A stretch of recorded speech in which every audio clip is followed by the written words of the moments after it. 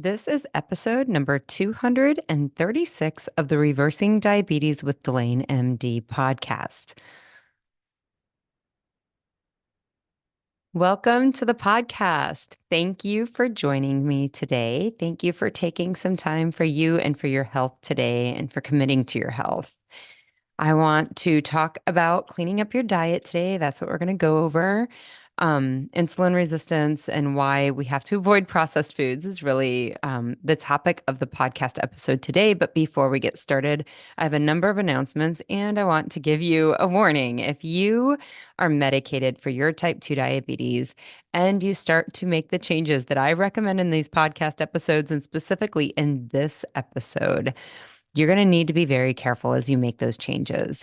The medications that you are given, that you've been prescribed by your provider, have been given to you because of the way you've eaten in the past. And if you change the way you eat in the past, the way you've eaten in the past, if you change it going into the future, you are going to need to change those medications. And if you don't, you're going to end up really sick. So I need to tell you to be very, very careful for your well-being. You can get sick in the kind of way that involves going to the emergency department, getting hospitalized, and even worst case scenario, death. Okay. So this is really important that you take this to heart. I want you, before you start making these changes, to call your primary care provider or whichever provider has given you these medications, these prescriptions, and I want you to call them and I want you to tell them what you're doing, what you intend to do, how you intend to change your diet, and I want you to get clear on how they want you to share your blood sugars with them and how they intend to share with you the changes they want you to make with your medications. And this is to keep you safe. Okay. So I want to make sure you're aware of that. I also want to make sure you are aware of the 14 days to better blood sugar guide that I have developed to help you get better blood sugars. You can download this guide at delanemd.com/better. Okay, so that's DELANE.com/BETTER. That will get you to the 14-day program. And it's straightforward. It's explained. If you have any problems with it, you don't hesitate to send me an email, delane@delanemd.com. This will also get you on my email list, which means you're going to get weekly newsletters with helpful information. You're going to get updates about when I do webinars and when I do training seminars and those sorts of things. So all of that will come to you through that email list. So on that note, as far as webinars go, there is going to be a webinar on Saturday, February 10th. A lot of times I'm like, gosh, I wish there was a Saturday webinar. Usually I do the webinars on Thursdays and Wednesdays, but in February, I will be doing one on Saturday. And this is going to be a training webinar to help you learn how to avoid pitfalls in food labeling. We're going to discuss some of that here, but certainly on the 10th of February, I will be diving deeper into that. Follow me on Instagram, follow me on Facebook, watch for announcements there, the registration, the sign up, and where you'll get emailed the Zoom link. All of that will be available on my social media at DelaneMD. So again, Instagram and Facebook at DelaneMD. As always, if you ever have any questions, don't hesitate to email me, delane@delanemd.com. And then lastly, I have a favor to ask. If you could like and rate this podcast.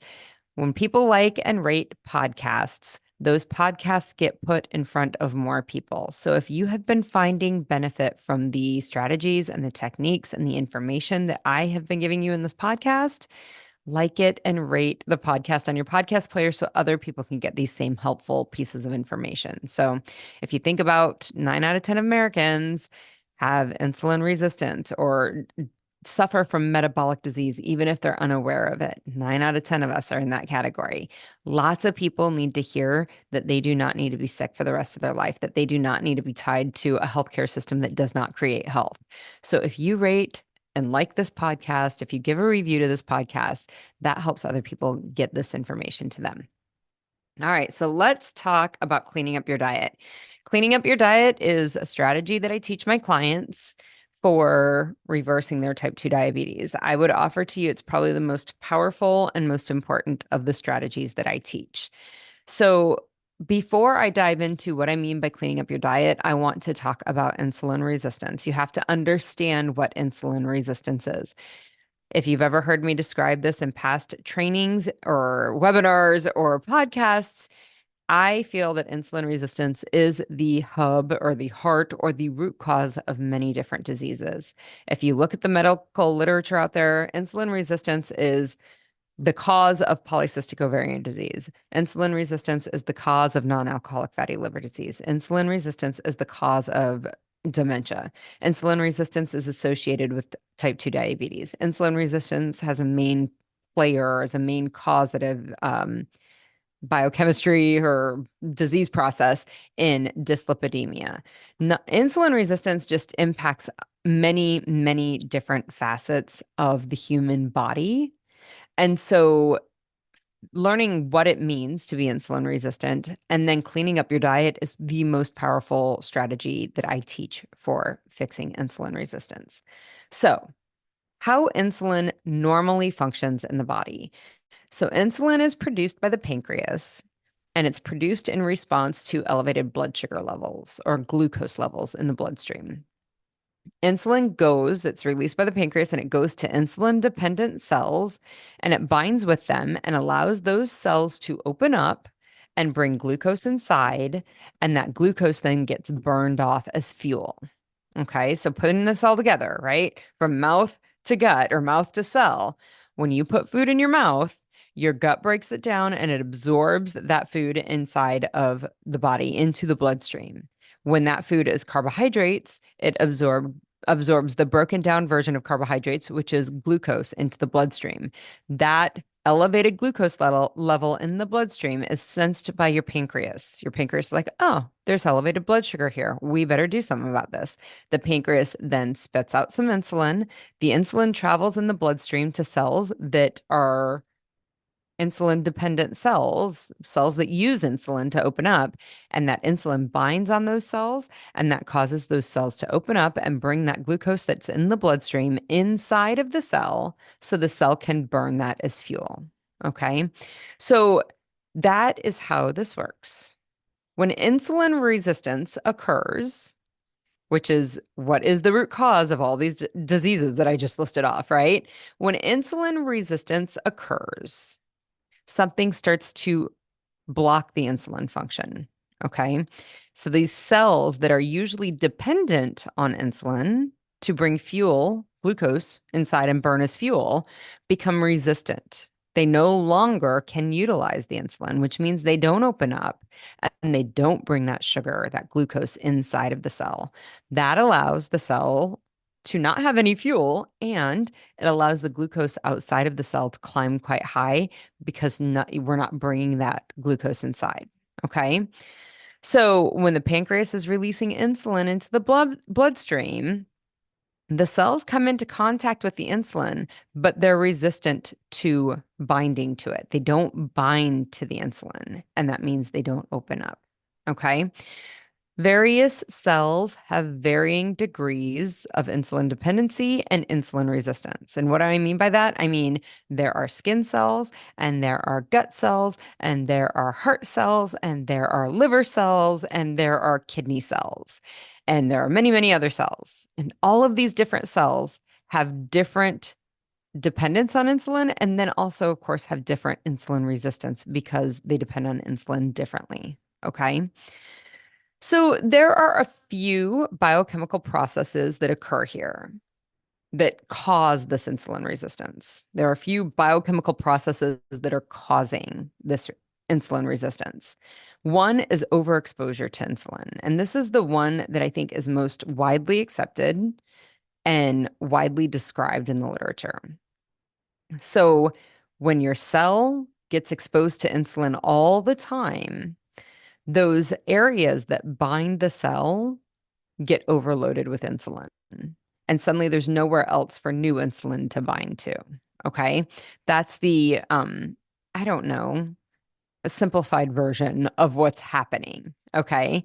So that is primarily what we think of. And if we can stop exposing the cell to insulin, we're not having the overexposure, but instead we stop exposing the cell to insulin.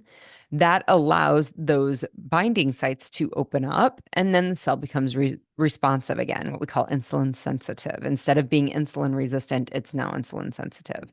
So that's the primary cause or thing that we think is causing biochemical process that is happening that causes insulin resistance. Other things that can lead to insulin resistance include other hormones like the stress hormone cortisol or epinephrine, and then also inflammation in the body can cause insulin resistance. So, fixing this involves really decreasing the amount of insulin that your cells are exposed to. That's going to be the place you're going to get the most bang for your buck in fixing insulin resistance. There's no amount of, I always talk about we have to manage stress and we have to, do, things that keep our stress levels low. So, our cortisol and our epinephrine and our norepinephrine will stay in check, right? Like, we have to manage stress. But what I want you to understand is there is no amount of zenness, there is no amount of levitating meditation that is going to create a biochemical environment that makes eating Pop-Tarts okay. The biggest bang for your buck is going to be in not eating things that overexpose your cells to insulin. And that's kind of what I want to talk about today. So, carbohydrates are the overwhelming driver of insulin production in the body. Proteins will have an insulin production. It's a moderate insulin response when we eat proteins. And then fats typically have a very negligible insulin response when we eat fats.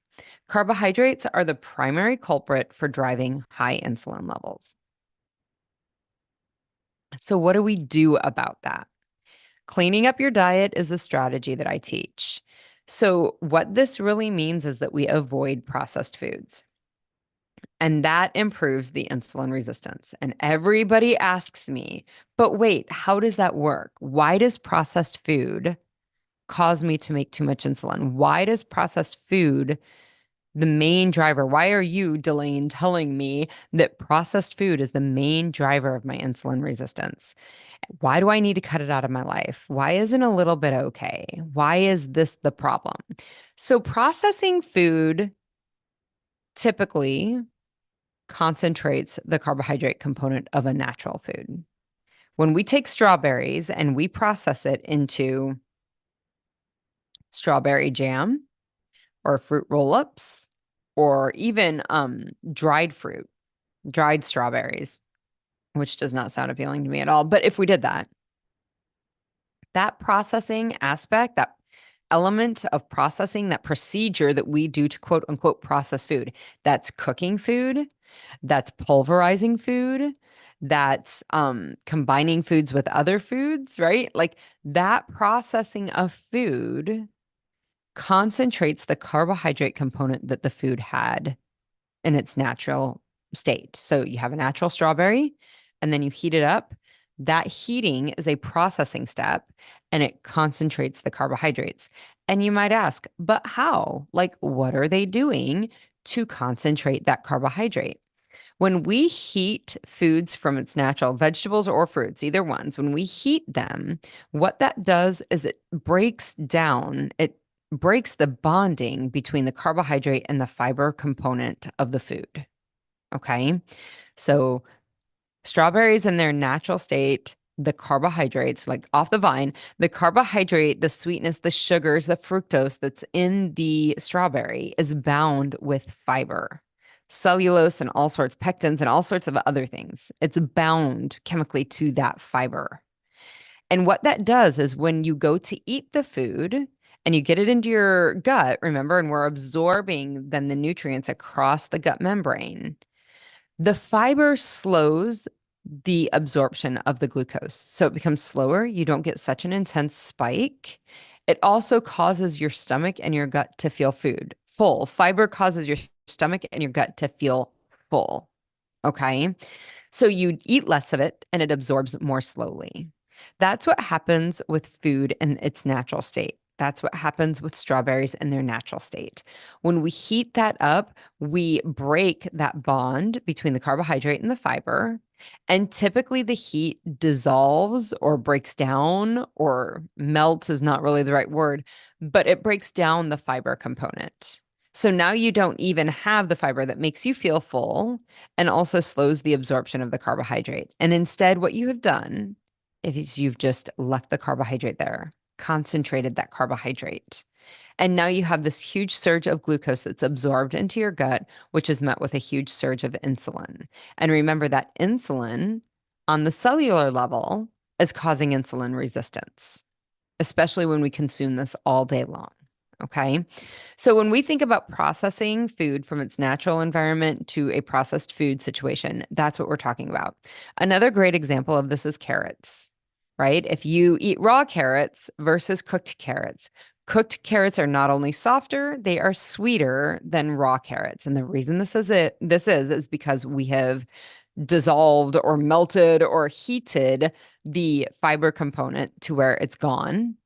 And all that we have is the sweet carbohydrate component, the sugar component of that food. So that's natural food that you can think of. Like everybody can envision a carrot, everybody can envision a strawberry. We can envision wheat, a stalk of wheat that we would see growing in a wheat field. I live in Kansas, so I'm very familiar with wheat fields, right? With fields of food.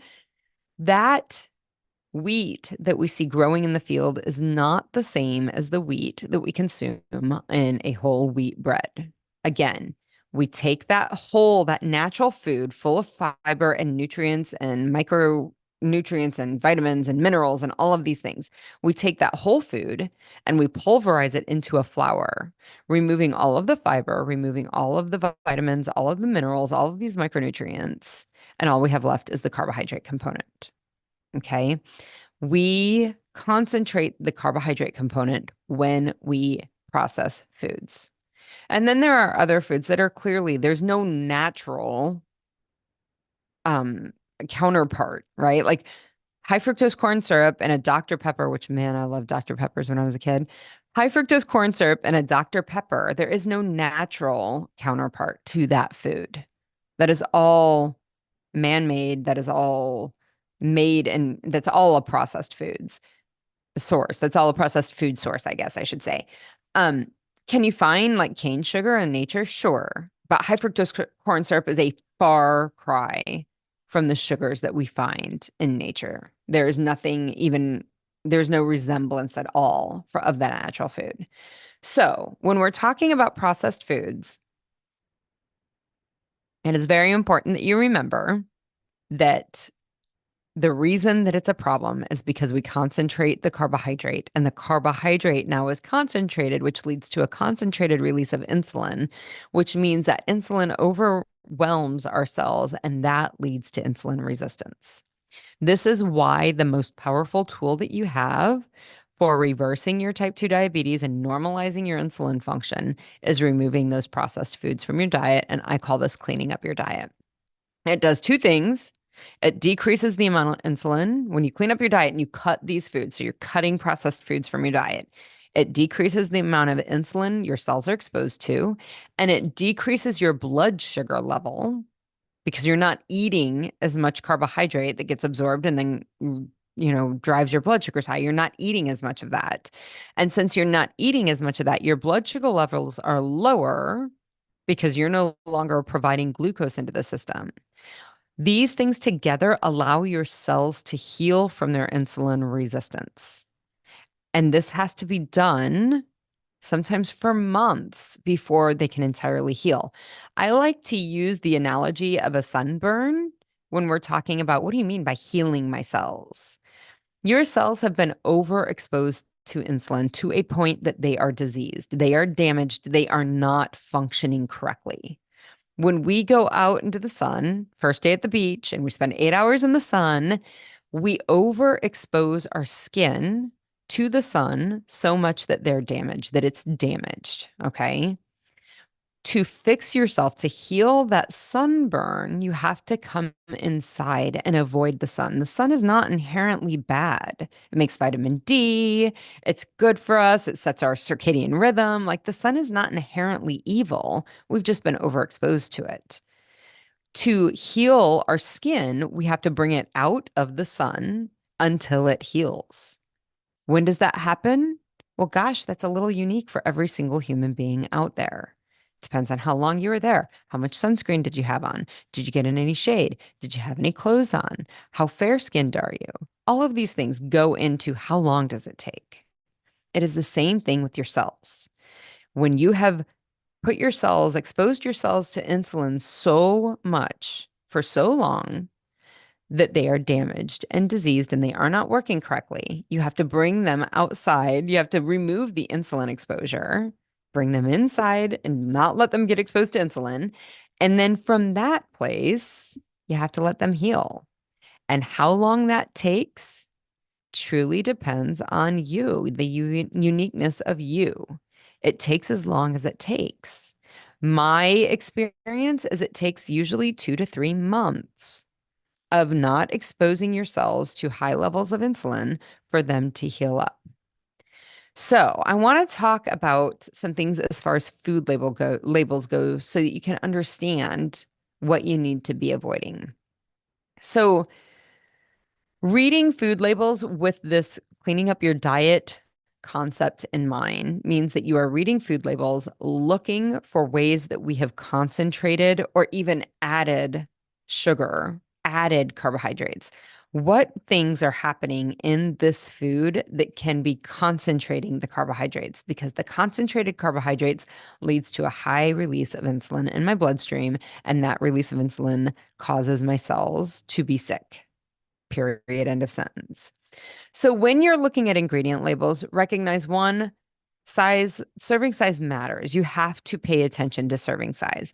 If you look at a, jar full of cashews or a bag full of cashews and the bag says you have, I don't know, 12 grams of carbohydrates in that in a single serving, maybe it's a quarter cup, maybe it's a third of a cup, whatever it might be.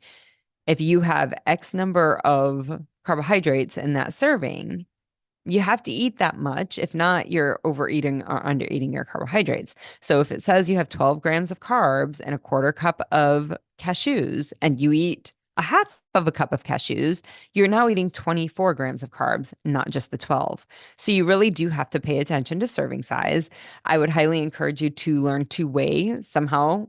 Find out how you can get something to weigh your food. I found that a simple food scale that you can pick up probably at your local grocery store is adequate. You can put a paper plate on it if you need to. You can put a paper towel on it and then measure your food that way. So when looking at the labels, you need to know your serving size. That's the one main thing. And then you need to look at the carbohydrate count. Lots of people will talk about net carbs versus total carbs. My experience, so net carbs, what this means, what is net carbs versus total carbs? Net carbs is when you take the total carbohydrate count in your food serving and you subtract the fiber count in that food serving, and that gives you the net carbs. My experience is women who want to only count net carbs, that's totally fine, but you typically have to eat less carbs to get the results that you're looking for. Sometimes it seems like you can eat more carbs that way, and that's not been my experience. So, watching the carbohydrate count is the biggest thing that is going to help you decide if a food is processed and is this something you need to be consuming. Because even unprocessed foods, bananas are unprocessed foods, but they're very high in carbohydrates. And while your cells are sick, you may not be able to consume those, to eat those without keeping your cells sick. Okay. So the other things you want to watch, artificial sweeteners, and I'm going to dive into that more in the webinar that I'll do in February.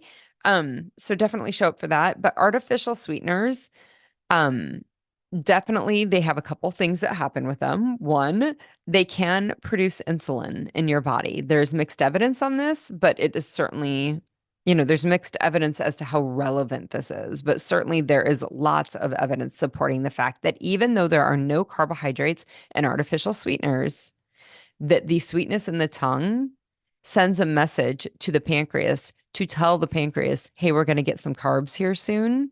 So go ahead and prep us with putting out some insulin. Why would this happen? Because in a natural situation, the human being only comes into sweet tastes when they are around carbohydrate rich foods. Okay. So artificial sweeteners can definitely cause an insulin surge. And if you're trying to protect your cells from insulin, you don't want to do that. So you're gonna want to watch for artificial sweeteners. These are, I think, acesulfame, potassium, or ACE-K, sucralose, aspartame, or aspartame, depending on who you are and how you pronounce it. Um, oh, I can't even remember. Sweet and low, the old NutraSweet. That those sorts of old sweeteners are also what we're talking about.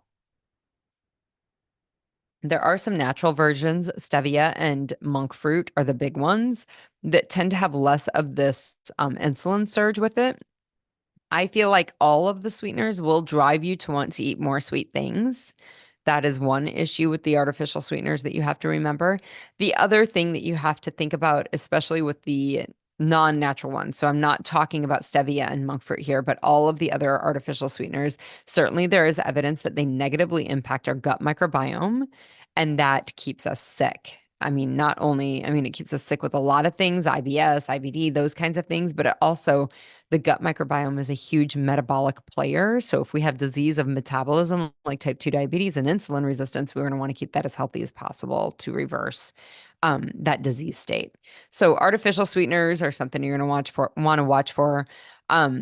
You want to watch for food sensitivities, right? Like if you are sensitive to certain foods, if you know they upset your tummy, likely, especially your gut, like they upset your lower gut, there's an inflammatory response here, and you're going to want to avoid that. So you're going to want to keep an eye on those things. And then other things that you're going to find on the label are like hidden sugars.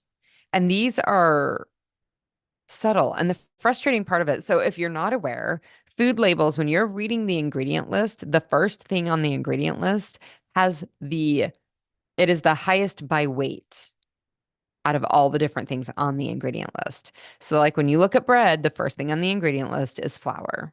It's probably enriched whole wheat flour, is probably what they call it. That's the first thing on the ingredient list because by weight, that food is made up primarily of flour. So, a lot of times they will give different names for sugars because then they can list three different names instead of one thing, sugar, and they don't have to put sugar as the first ingredient in the food, even though the food is primarily sugar. Okay. So different names for glucose that you'd want to watch for: dextrose, sucrose, fructose, high fructose corn syrup, fructose syrup, rice syrup, maple syrup, any syrup. The other things you want to watch for: maltodextrin. This is a carbohydrate that is added to food that makes intentionally to make you want more of the food. So that's another carbohydrate you have to watch through. It will be buried subtly in your food list, but definitely can drive up. Certainly, you will have a blood sugar spike with it and an insulin surge with it. In addition to you're just going to want more of whatever that food was. Then the other things you're going to want to watch for are hidden fats, specifically industrial fats. So these are things like corn oils, vegetable oils, canola oils. These are not great fats. They're inflammatory. They're high in linoleic acid. They're bad news. Stay away from them. And it makes sense, right? Like vegetable oil, what does that even mean? Which vegetables? Whoever named that was brilliant because, of course, it sounds so healthy. It's vegetable oil, for God's sake. But when most of the time, what this vegetable oil actually is corn oil. And if you think about corn, corn is not a naturally oily substance. We human beings have to do a lot of chemistry to corn in order to create the oil that comes with it. So stay away from those foods. They are inflammatory. They're not great for you. There's nothing good coming from that. If you're wondering what fats to use, lots of people ask about this. Olive oil is what I always say. If you've got to lean on something, lean on olive oil. There's really good evidence about that. So, the interesting thing about these fats, the corn oil, the vegetable oil, the canola oil, these fats are almost always used in these processed foods. They're combined with flour, they're combined with sugar. They're not found in, typical foods like non-processed foods, just stuff your grandmother would have made. She would not have made it with, canola oil, right? These things have been introduced over the last decade, I'm sorry, last century, and they are typically associated with your processed foods. So that's the other, hidden aspect. Like if you stop eating the processed foods, you're also going to avoid that hidden corn oil or that hidden industrial oil that's not great for you. So, pitfalls in label reading are something kind of rules of thumbs I want you to think about when you're reading food labels. One, if there is a complicated list of ingredients, stay away from it. If there is or if there are words on that ingredient list that you cannot pronounce that you don't know, don't eat it. If there are, if it's all chemistry, stay away from that. The closer you can get to single ingredient foods, the better you're going to be. So an apple doesn't have an ingredient list. You don't need to read it. You don't need to figure out what things are because an apple has a single ingredient. It's an apple. Okay. The more ingredients on the list, the more processed it is. Okay. So staying away from long lists of ingredients is going to help narrow this down for you. So I want you again to be very careful if you are medicated for your type 2 diabetes and interested in making these changes. If you stop eating processed foods, if you clean up your diet, that's awesome. But recognize that your diet up until now has been made of concentrated carbohydrates and you've been medicated based on that. And if you stop eating that, you're going to have to change those medications. The meds with the biggest risk of hypoglycemia is clearly insulin, right? And hopefully, I mean, whoever prescribed you insulin should have given you clear instructions on how to use that. But there is a very, very significant risk of low blood sugars with insulin use. If you're changing your diet, you're going to need to change the way you're doing your insulin. So you need to call your provider. The other med category or medication family that has a lot of hypoglycemia or low blood sugar risks is the sulfonylureas, and that's your glyburide, your glimepiride, your glipizide. Those have a big risk also. So if you're taking those, please be careful. Pulling these processed foods from your diet while on these meds can be dangerous, and you really need to have somebody there to guide you. So remember, I'm going to be doing a webinar February 10th. It'll be at 10 a.m. Follow me on Instagram and Facebook. There will be a registration link where you can get registered for it.